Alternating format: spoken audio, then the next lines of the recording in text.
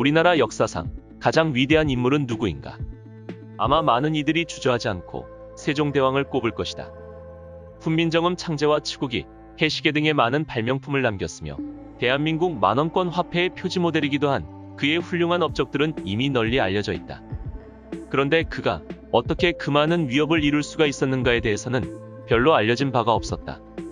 과연 세종대왕이 조선의 요순시대를 이룬 임금이라 칭송을 받고 후손에게 길이 추앙받을 대업을 이룰 수 있었던 것은 무엇 때문이었을까? 이에 대해 저자는 그의 시대에만 유독 뛰어난 과학자, 음악가, 장군 등이 많았던 이유는 무엇인가? 세상사에 원인 없는 결과가 있을 수는 없다. 그의 위업은 사람을 발탁하고 관리하고 적절히 배치하고 육성하는 관리 기술에서 비롯된 것이었다. 라고 밝혀주고 있다.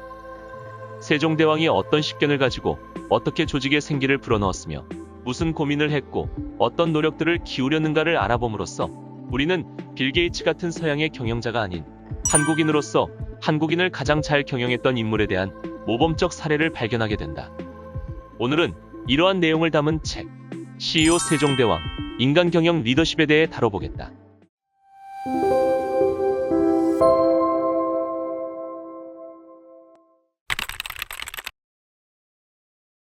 위대한 인물들은 누구나 그의 마음 깊은 곳에 불멸하는 추동력을 가지고 있었다. 저자는 세종대왕이 가슴속에 품었던 의지를 긍정적인 허무라고 얘기한다. 그것은 그가 국초 국말의 권력 쟁투와 무너져가는 인간사의 허무에서 발견한 것이 다름 아닌 인간 존재에 대한 측은지심이었고 그것이 다시금 사람에 대한 사랑으로 승화되었기에 그렇게 표현한 것이다. 세종은 국초의 권력투쟁의 과정에서 그의 아버지 태종에 의해 수많은 목숨이 희생되는 것을 보았다. 이로 인해 세종의 심중에는 적극적인 역사 개척보다는 허무에 기반을 둔 인간사와 인생에 대한 연민이 자리잡게 되었으며 바로 그것이 그가 역사를 이끌어간 동기가 되었다는 것이다. 세종의 두 형들은 골치 아픈 왕의 자리에서 도망쳤다. 첫째 형은 미친 척했고 둘째 형은 중이 되었다. 어쩔 수 없이 세종이 선택한 길은 노자의 도인, 대연은 어시은, 즉 깊게 은둔하는 것은 시끌벅적한 시장 속에서 세상 사람과 동고동락하는 것이라는 가르침이었다. 세종은 무엇보다 시대가 자신에게 요구하는 것이 무엇인가를 면밀히 탐색했다. 새로운 왕조가 들어선 뒤 인재 부족으로 인한 국정 공백을 해결하기 위한 인재 수급과 백성들의 새 왕조에 대한 기대에 부응해 민생고를 해결해 주어야만 했다. 세종은 태종의 죽음을 앞두고 이런 시대적 요구사항을 고민하며 준비해 나갔다. 저자는 세종은 그 자신의 영달 때문에 권력을 탐한 것이 아니라 그것을 행사하기 위해서였다. 그것도 제대로 행사할 수 있다는 믿음이 그에게는 있었다. 피로 얼룩진 시대를 넘어 태평성대와 최고의 나라를 건설할 자신이 젊은 세종에게 있었던 것이다. 라고 말한다. 이는 형님인 효령이 출가하면서 세종에게 남긴 현세의 미륵이 되어라는 당부와도 무관하지 않다. 세종은 그러한 시대적 안목과 대의가 있었기에 뜻있는 선비들을 규합할 수 있었던 것이다. 백성과 신하를 다스림에 있어 가장 중요한 것은 바로 마음을 닦는 일이었다. 과연 그는 어떠한 신법으로 국가를 경영했는가? 총명하다는 말에서 총은 귀 밝은 총자이다. 즉, 똑똑하고 현명하다는 것은 자신의 말과 의견을 내세우기 이전에 남의 얘기를 잘 들을 줄 알아야 한다는 것을 의미한다.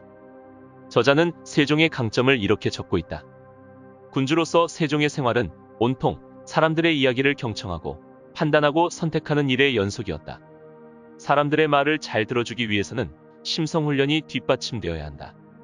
노하지 않아야 하고 끈기가 있어야 한다. 또한 지식과 지혜의 우위가 전제되어야 한다. 진정한 강자만이 약자의 이야기를 들어줄 수 있기 때문이다. 한 번은 세종이 황희에게 농담 반, 진담 반으로 이렇게 물었다.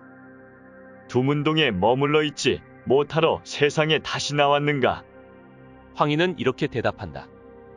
일찍이 진리 탐구에 열중할 뿐 과거에 응할 생각조차 하지 않다가 백성을 위하여 멸사봉공하는 것 또한 군자가 나아가야 할 길이라 일러주신 부친의 말씀을 따랐습니다. 애초에 황희는 태종의 사람이었고 양녕대군을 옹위했던 사람이었다. 그래서 세종은 황희의 청렴성에도 불구하고 항상 감시자를 붙여 그의 일거수일투족을 감시했다. 그러나 또 한편 이 총명한 임금과 충직한 신하가 서로의 마음을 얼마나 잘 알고 서로를 믿었으며 세종이 황희를 육조의 판서를 모두 역임케 하고 20여 년을 정승의 자리에 앉힐 수 있었겠는가. 황희는 평생 세종의 정치적인 조력자이자 선생으로 묵묵히 세종을 보필한 신하로 남았다. 또한 세종은 신하들과 백성의 마음을 얻지 못할 경우 스스로가 누리는 왕위도 사상누각이라는 사실을 잘 알고 있었다. 한 국가가 안정하게 존속하려면 충분한 군사력과 충분한 먹을거리, 그리고 백성의 신임과 마음을 모두 얻어야 한다고 보았다. 만약 부득이하게 이들 중 하나를 버려야 한다면 먼저 군사를 버려야 하고 다음은 먹는 것을 버리라고 했다. 그러나 마지막까지 버리지 말아야 할 것은 백성의 신임과 마음임을 강조한다. 세종은 백성들과의 마음의 화합이 더 본질적이요, 더 우선한다고 보았던 것이다. 고려조가 망한 원인에 대해 세종은 태조가 위화도에서 회군했기 때문이 아니라 고려의 왕조가 백성들의 마음을 얻지 못했기 때문에 스스로 무너진 것이라 보았다. 그래서 세종은 백성들이 자기 곁으로 다가오길 기다리지 않고 그들 곁으로 먼저 다가가고자 노력하는 임금이 되었다. 세종이 인재를 선출하고 키우는 과정에는 유난히 배울 점이 많다. 자신과 다른 의견을 내세워도 재능 있는 부하에게 관대하였고, 왕이라고 해서 이를 일방적으로 추진한 것이 아니라 토론을 통해 결정을 내렸다. 세종이 처음으로 자신보다 어린 신하를 뽑는 과거에서 성산문이 장원을 해서 임금 앞에 나섰다.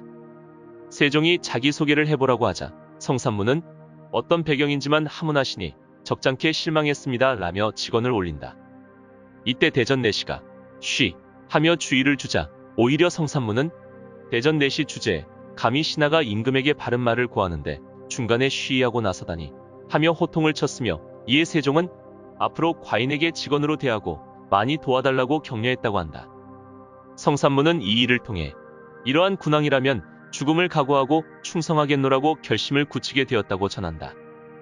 세종은 장영실을 등용하는 과정에서도 고리타분한 신불론에 대해 일일이 반박해 신하들을 설복시켰고, 훈민정음을 반포할 때도 신하들의 반대 상소를 일일이 다 읽어가면서 논박하였다. 그도 그럴 것이 그는 어렸을 때부터 풍부한 독서량을 자랑했다. 왕의 신분에서 동서고금의 많은 책을 접할 수 있었기에 당시 세종의 학식을 따를 만한 신하가 없었던 것이다.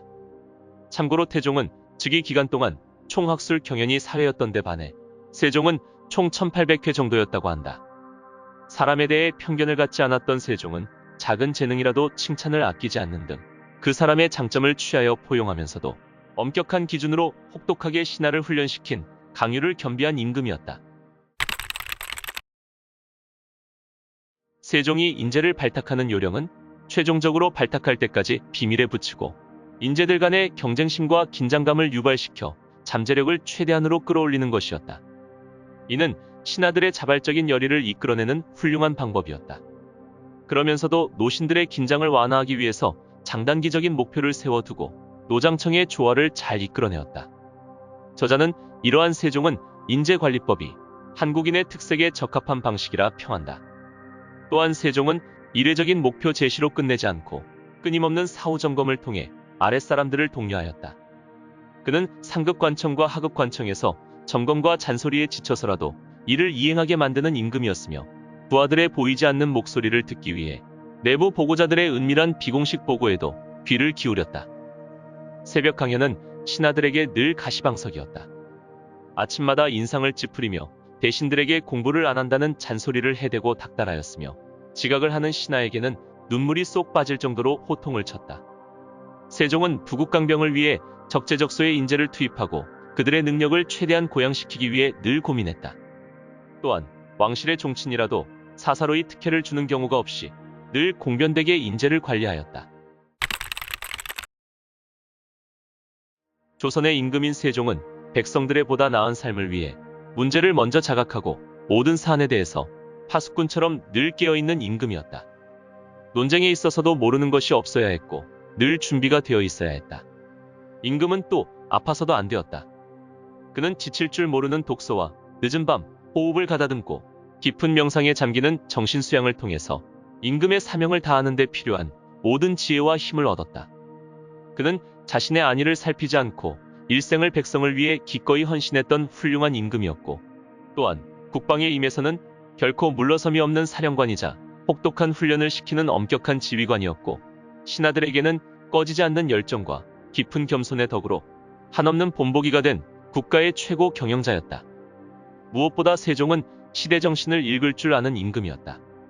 국초 국말의 상처가 아직 아물지도 않은 시대를 다스려야 하는 군주에게 어떠한 형극의 길이 펼쳐질지를 누구보다 잘 알고 있는 그였지만 그는 시대의 요구를 결코 회피하지 않은 천명의 눈뜬 임금이었던 것이다.